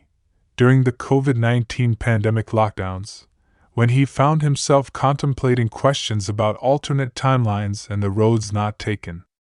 The isolation of lockdown, combined with the surreal quality of life during that period, inspired him to write a screenplay exploring what would happen if someone could actually perceive all the different lives they might have lived. Petroni spent approximately 18 months developing the screenplay, conducting extensive research into quantum physics despite having no formal scientific background. He read extensively in popular science literature explaining quantum mechanics concepts, studied academic papers on the many worlds interpretation, and consulted with physicists to ensure his terminology and conceptual framework would be plausible even if speculative. This research phase was crucial to developing a script that could satisfy both general audiences and scientifically literate viewers. The screenplay went through numerous drafts, with early versions being more action-oriented and conventional in structure. Petroni deliberately moved away from this approach, recognizing that the story's strength lay in its conceptual complexity and emotional depth rather than in spectacular set pieces. This decision made the project more challenging to finance, as investors naturally prefer science fiction scripts with clear commercial appeal, but Petroni remained committed to his vision of creating something more intellectually ambitious. C Pictures became involved with the project in early 2023, recognizing the script's potential to showcase Australian filmmaking capability in an underserved genre. The production company had successfully navigated the complexities of financing and producing moderately budgeted genre films before, and saw the RIP as an opportunity to make a significant statement about Australian cinema's capacity for sophisticated science fiction. They assembled a financing package combining Australian government film funding, private investment, and pre-sales to international distributors. Casting was a crucial element in securing financing and ensuring the film's success. Rachel Griffiths' involvement came early in the process, with Petroni writing the role of Sarah Chin specifically with her in mind. Griffiths had expressed interest in returning to challenging dramatic roles after several years focused on television work, and the complexity of Sarah's character appealed to her. Her attachment to the project significantly enhanced its commercial viability and attracted other talented actors to supporting roles. Brian Brown's participation brought additional star power and credibility, particularly for Australian audiences who regard him as a national treasure of cinema. His role as Professor Morrison was developed to be more substantial than originally conceived in early drafts, allowing Brown to deliver a performance with real dramatic weight rather than simply serving a plot function. Pre-production involved extensive planning for the visual effects sequences, particularly the scenes depicting the RIP itself and Sarah's experience inside it. The production team conducted extensive testing of different techniques for representing reality breakdown, experimenting with practical effects including forced perspective, mirrors, and carefully controlled lighting combined with CGI elements. The goal was to create imagery that felt uncanny and disorienting without becoming incomprehensible. Principal photography took place over 11 weeks across various locations in South Australia and Victoria. The Blackwood Institute was represented by a combination of actual research facilities and purpose-built sets, allowing for both realistic scientific environments and spaces that could be precisely controlled for complex visual effects shots. The coastal research site was built at a location near Port Campbell in Victoria, taking advantage of the dramatic coastline to create visually striking imagery of the team working at the edge of civilization. Filming the sequences where Sarah enters the RIP required particularly careful planning. Rachel Griffiths spent extensive time with Petroni discussing Sarah's subjective experience and how to physically embody the character's perception of reality breaking down. The shooting approach combined multiple techniques, including motion control photography to capture the same scene from slightly different angles, extensive green screen work for later composite imagery, and practical effects involving carefully choreographed movement through specifically designed environments. Ultimately, the RIP succeeds in its primary goal, creating science fiction cinema that engages both the mind and the heart, that takes ideas seriously without becoming coldly intellectual, and that respects audience intelligence while delivering genuine emotional impact.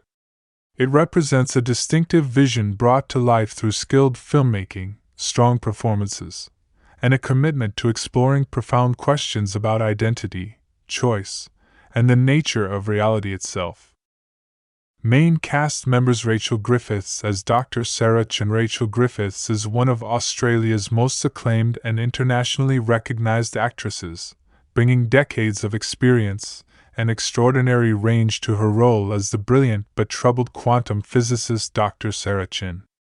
Born on December 18, 1968, in Melbourne, Victoria, Australia, Griffiths has built a career characterized by intelligent role choices and powerful performances across film, television, and theater.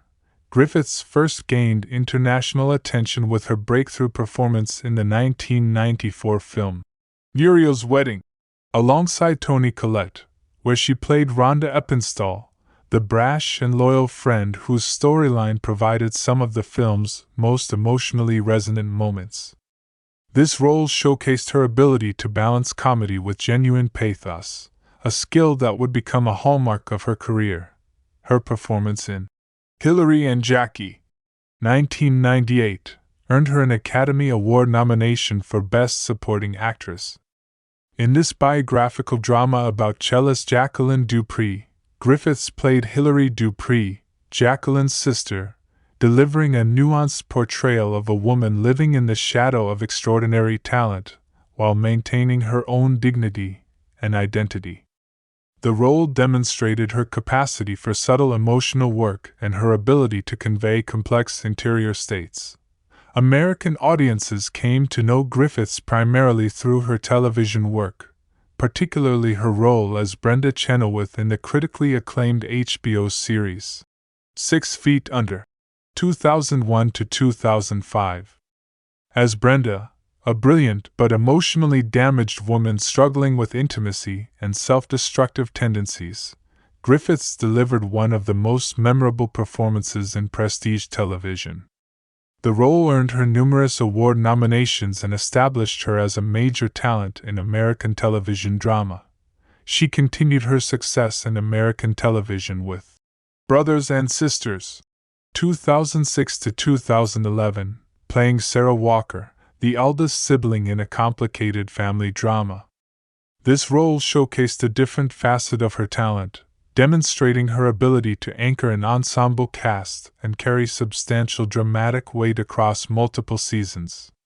The performance earned her a Golden Globe Award for Best Actress in a Television Series Drama in 2010. Throughout her career, Griffiths has balanced commercial projects with more challenging artistic work.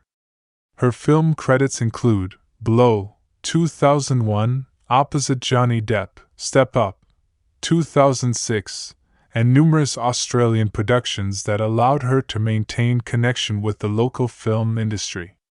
She has also directed episodes of television series and has expressed interest in expanding her work behind the camera.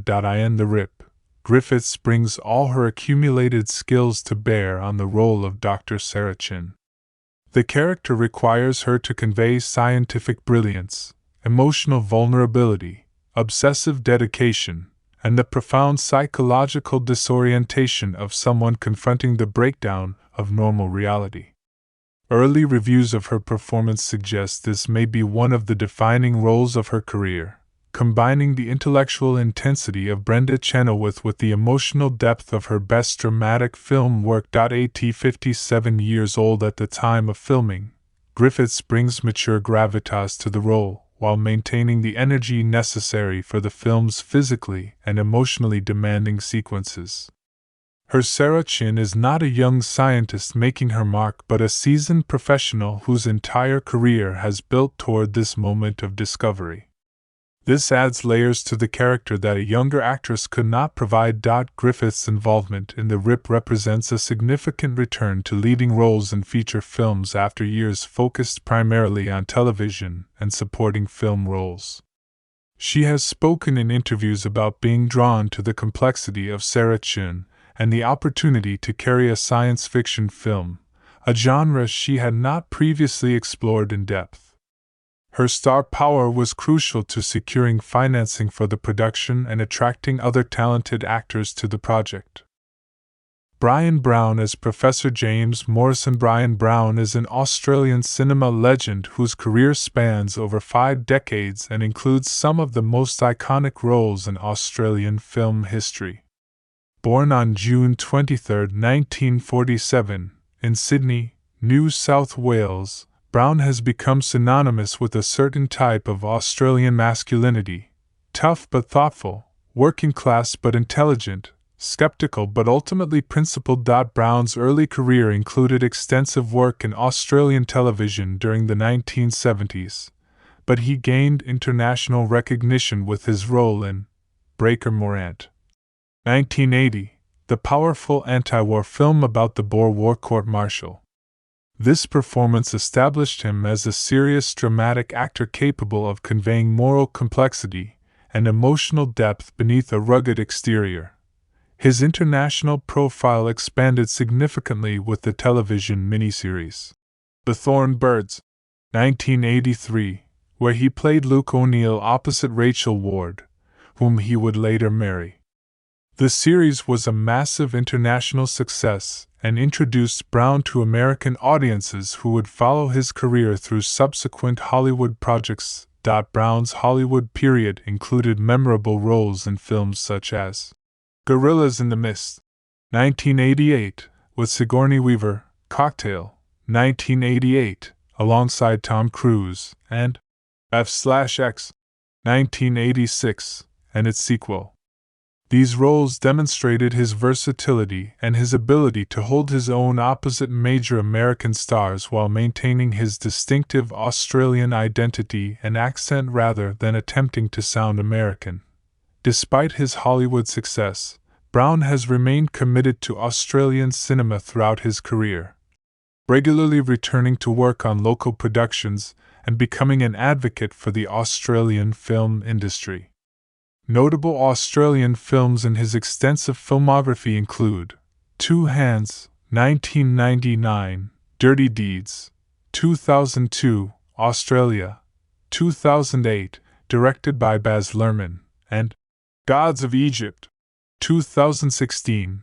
In recent years, Brown has increasingly taken on mentor and authority figure roles that utilize his accumulated gravitas and his status as an elder statesman of Australian acting. His role as Professor James Morrison in The Rip fits this pattern while providing him with substantive dramatic material that goes beyond simple exposition or plot function. Professor Morrison is Sarah Chen's former doctoral advisor and current institutional superior, representing both personal history and professional authority in her life. Brown brings warmth and genuine concern to the role, while also conveying Morrison's skepticism about Sarah's theories and his fear that her obsessive pursuit of knowledge will destroy her. The character serves as both obstacle and support, challenging Sarah's choices while ultimately respecting her autonomy and standing by her when institutional forces try to shut down her work. Brown's scenes with Rachel Griffiths crackle with the energy of two highly skilled actors working at the peak of their abilities. Their characters share a long history that doesn't need to be explicitly spelled out. The actors convey years of mentorship, friendship, disagreement, and mutual respect through subtle performance choices and naturalistic dialogue. The relationship between Sarah and Morrison provides the film with its emotional anchor, grounding the abstract scientific concepts in recognizable human connection. At 78 years old at the time of filming, Brown brings authentic age and experience to Professor Morrison. The character is nearing the end of his career, contemplating legacy and wondering whether the pursuit of knowledge that has defined his life has been worthwhile, or whether he has sacrificed too much for abstractions. Brown conveys this underlying melancholy while maintaining Morrison's fundamental decency and strength. Brown's participation in the RIP represents his continued commitment to supporting ambitious Australian cinema. His star power, particularly for domestic audiences who revere him as a national treasure, was valuable in securing financing and marketing the film. More importantly, his performance elevates the material and provides the film with emotional weight that might otherwise be lacking in a story so focused on abstract scientific concepts. Jai Courtney as Dr. Michael Torres. Jai Courtney represents a younger generation of Australian actors who have achieved significant success in Hollywood action franchises while maintaining connections to Australian film. Born on March 15, 1986, in Sydney, New South Wales, Courtney has built a career characterized by physical intensity and an ability to convey complex emotions beneath a tough exterior. Courtney trained at the Western Australian Academy of Performing Arts, one of Australia's most prestigious acting schools, graduating in 2008. His early career included Australian television work, but he quickly transitioned to international projects that would establish his profile. His breakout role came in the fourth season of the Showtime series, Spartacus, Blood and Sand, 2012, where he played Varro, a gladiator whose friendship with the protagonist provided emotional grounding for the violent action series. This role showcased Courtney's physical capabilities while also demonstrating that he could deliver genuine emotional depth when given the opportunity. Hollywood quickly recognized Courtney's potential as an action star, casting him in a series of high-profile franchise films. He played Jack McClane, son of John McClane, in A Good Day to Die Hard, 2013, appeared as Eric in the Divergent series, 2014 to 2016, and portrayed Captain Boomerang in Suicide Squad, 2016, and its sequel, The Suicide Squad, 2021. These roles established him as a reliable presence in action franchises, though they didn't always provide opportunities for complex character work. Courtney has also pursued roles that allow for more dramatic range, including appearances in Jack Reacher, 2012, opposite Tom Cruise, Unbroken, 2014, directed by Angelina Jolie, and Terminator Genisys, 2015. He has expressed frustration in interviews about being typecast in purely physical roles and has actively sought opportunities to demonstrate his dramatic capabilities. His role in The Exception, 2016, a World War II drama where he played a German officer, provided one of his first opportunities to carry a film in a primarily dramatic context. The performance received positive reviews from critics who noted that Courtney brought unexpected subtlety and intelligence to the role. More recently, Courtney has been balancing continued work in action franchises with more challenging dramatic roles. He appeared in the crime series, Wet Work, and has taken roles in Australian productions including Storm Boy, 2019, and Danger Close, The Battle of Long Tan, 2019, demonstrating his commitment to supporting local film industry. In The RIP, Courtney takes on the role of Dr. Michael Torres, a young physicist whose enthusiasm for Sarah Chen's research leads him into a catastrophic encounter with the anomaly. The role provides Courtney with opportunities to demonstrate range beyond his typical action hero persona. In the film's first half, Torres is energetic and optimistic, the youngest member of the research team who brings computational skills and genuine intellectual excitement to the investigation. The role transforms dramatically after Torres' disappearance into and return from the RIP. The experience fundamentally changes him, and Courtney must convey a man who has experienced something that nearly destroyed his sense of self. The post-disappearance Torres is haunted, speaking cryptically about what he experienced, struggling to reconcile his memories of multiple simultaneous lifetimes. This requires Courtney to deliver a genuinely unsettling performance, portraying psychological trauma without becoming cartoonish or melodramatic. Critics who have seen advanced screenings have particularly praised Courtney's work in these later scenes, noting that he brings genuine disturbing intensity to Torres' warnings about what's coming through the RIP. The role allows him to demonstrate that he's capable of more than just physical action and charismatic presence, that he can deliver the kind of complex psychological performance that earns serious dramatic recognition. For Courtney, now in his late 30s, the RIP represents an important career opportunity to be taken seriously as a dramatic actor rather than simply as an action star. His participation in the film also reflects the reality that many Australian actors working primarily in Hollywood franchises seek opportunities to return to Australian productions that offer more substantive roles and artistic satisfaction. Angourie Rice as Emma Walsh. Angourie Rice is one of the most promising young actresses of her generation, having delivered remarkably mature and nuanced performances from an early age. Born on January 1, 2001, in Sydney, New South Wales, Rice has already compiled an impressive filmography that demonstrates extraordinary range and intelligence in her role choices. Rice made her feature film debut at just 13 years old in These Final Hours, 2013, an Australian apocalyptic thriller where she played Rose, a young girl trying to survive the last day of humanity. Her performance was widely praised for its emotional authenticity and maturity, with critics noting that she held her own opposite adult actors and carried significant emotional weight in the film. Her breakout role came in The Nice Guys, 2016, Shane Black's neo-noir comedy set in 1970s Los Angeles.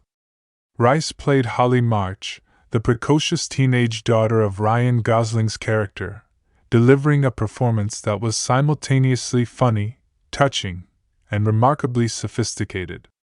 She demonstrated perfect comic timing while also serving as the moral center of the film, often the only character making sensible decisions. The role earned her widespread recognition and numerous award nominations. Rice's performance in Ladies in Black, 2018, set in 1950s Sydney, showcased her ability to anchor period drama. Playing Lisa, a young woman experiencing intellectual awakening while working at a department store, Rice conveyed the character's growing awareness of possibilities beyond her conventional upbringing with subtlety and charm. Her entry into major Hollywood franchises came with the Spider-Man films in the Marvel Cinematic Universe. She appeared as Betty Brant in Spider-Man: Homecoming, 2017, Spider-Man: Far From Home, 2019, and Spider-Man: No Way Home, 2021. While these were supporting roles in massive ensemble productions, Rice made memorable impressions and demonstrated her ability to work within the constraints of blockbuster filmmaking while maintaining authentic character work. Rice's role in the HBO limited series Mare of Easttown, 2021, opposite Kate Winslet brought her widespread critical acclaim. Playing Siobhan Sheehan, the daughter of Winslet's troubled detective, Rice delivered a performance of remarkable emotional complexity. She portrayed a young woman dealing with family trauma, coming to terms with her sexuality, and trying to maintain her own identity amid chaos. The role earned her Emmy consideration and established her as a serious dramatic actress capable of working at the highest levels of television production. More recent projects have continued to demonstrate Rice's versatility. She appeared in Honor Society, 2022, a teen comedy where she played the lead role, and has taken on projects that allow her to explore different genres and character types. In The Rip, Rice plays Emma Walsh, the technical specialist and data analyst who joins Sarah Chen's research team. Emma is initially the most skeptical and pragmatic member of the team, approaching the investigation with scientific rigor and healthy caution. She serves as a grounding presence, questioning assumptions and insisting on proper protocols when others get caught up in the excitement of discovery. As the story progresses, Emma's role becomes increasingly central. She is the one who uncovers the historical pattern of similar events. She provides crucial technical support when Sarah decides to enter the Rip, and she represents the voice of reason trying to balance the pursuit of knowledge with awareness of consequences.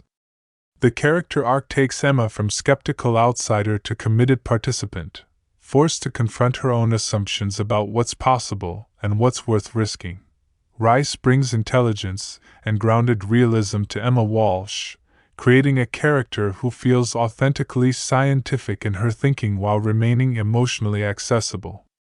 Her chemistry with Rachel Griffiths is particularly important, as the relationship between Sarah and Emma evolves from professional colleagues to something deeper, with Emma becoming perhaps the person who understands Sarah best by the end of the film. At 25 years old at the time of filming, Rice is at an interesting point in her career, transitioning from younger roles to more complex adult characters.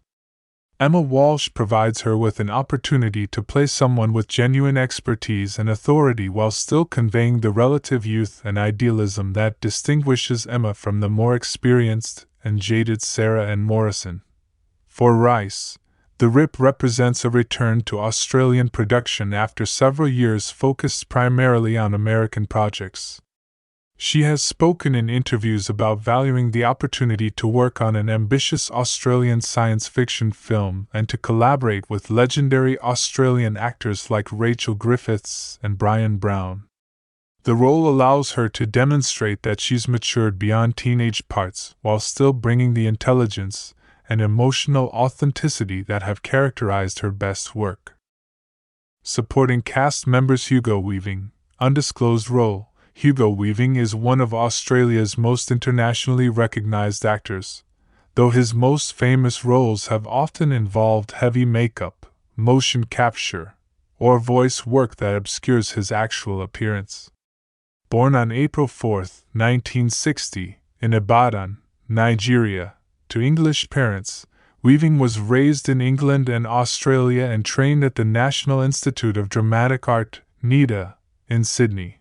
Weaving achieved international superstardom through his role as Agent Smith in The Matrix trilogy, 1999 to 2003, delivering one of cinema's most iconic villain performances. His precise diction, controlled physicality, and ability to convey inhuman menace while maintaining traces of disturbing humanity made Agent Smith one of the most memorable antagonists in science fiction cinema. He further cemented his status with his role as Elrond in Peter Jackson's The Lord of the Rings trilogy, 2001 to 2003, and The Hobbit trilogy, 2012 to 2014, bringing gravitas and ancient wisdom to the Elf Lord.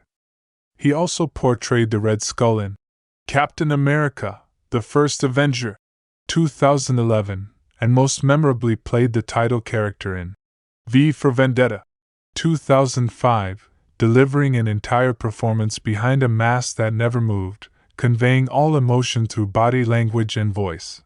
However, Weaving has also maintained a distinguished career in Australian theatre and film, regularly returning to work with the Sydney Theatre Company and appearing in Australian productions including The Adventures of Priscilla, Queen of the Desert, 1994, Little Fish, 2005, and Mystery Road, 2013. His commitment to Australian performing arts, despite his international fame, has made him a respected figure in the local industry. His role in the RIP has been kept deliberately mysterious by the production, with marketing materials confirming his involvement, but not specifying his character. Reports suggest he may play a government official involved in the attempt to control or shut down Sarah's research, or possibly a more enigmatic figure connected to the historical occurrences of the RIP phenomenon. Some speculation suggests his character may have knowledge of or connection to the entity that Michael Torres encounters. Whatever the specific role, Weaving's involvement adds considerable prestige to the project. His participation signals that the RIP is a serious production worthy of attention from Australia's most accomplished actors. His ability to convey authority, intelligence, and ambiguous morality will serve whatever character he's playing, whether antagonist, ally, or something more complicated. Essie Davis as Dr. Catherine Reynolds. Essie Davis is a highly accomplished Australian actress known for her versatility across theatre, film, and television. Born on January 7, 1970, in Hobart, Tasmania, Davis trained at NIDA and has built a career characterized by fearless role choices and powerful performances. Davis gained international recognition for her stunning performance in The Babadook, 2014, Jennifer Kent's psychological horror film. Her portrayal of Amelia Vanek, a widowed mother struggling with grief and possible madness while dealing with a sinister presence, earned widespread critical acclaim. The performance required her to convey psychological deterioration, maternal love and resentment, terror, and potentially supernatural possession, often within the same scene. It remains one of the most praised performances in modern horror cinema. She is also widely known for the title role in Miss Fisher's Murder Mysteries, 2012 to 2015, and its subsequent film adaptation, Miss Fisher and the Crypt of Tears, 2020. As Phryne Fisher, a glamorous detective in 1920s Melbourne, Davis combined period elegance with modern sensibilities, creating a character who was intelligent, independent, and thoroughly entertaining. The series was a major success both in Australia and internationally, and Davis's performance was central to that success. Her other notable work includes roles in The Matrix Reloaded, 2003, and The Matrix Revolutions, 2003, the miniseries, The White Princess, 2017, and numerous Australian films and television productions. She has also maintained an active theatre career, performing in classical and contemporary productions with major Australian theatre companies. In The RIP, Davis plays Dr. Catherine Reynolds, a rival scientist who initially dismisses Sarah Chen's theories as pseudoscience but becomes drawn into the investigation when the evidence becomes undeniable. The role allows Davis to portray someone who must confront being wrong and adjust her worldview when confronted with phenomena that contradict her scientific assumptions.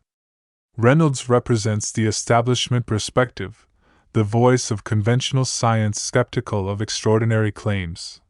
Davis brings intellectual authority and complexity to what could have been a one-dimensional skeptic character. Her Reynolds is not simply obstinate or closed-minded but rather someone whose skepticism is based on legitimate scientific caution. Her eventual acceptance of Sarah's findings carries weight because Davis has established the character as genuinely rigorous in her thinking rather than simply prejudiced against unconventional ideas.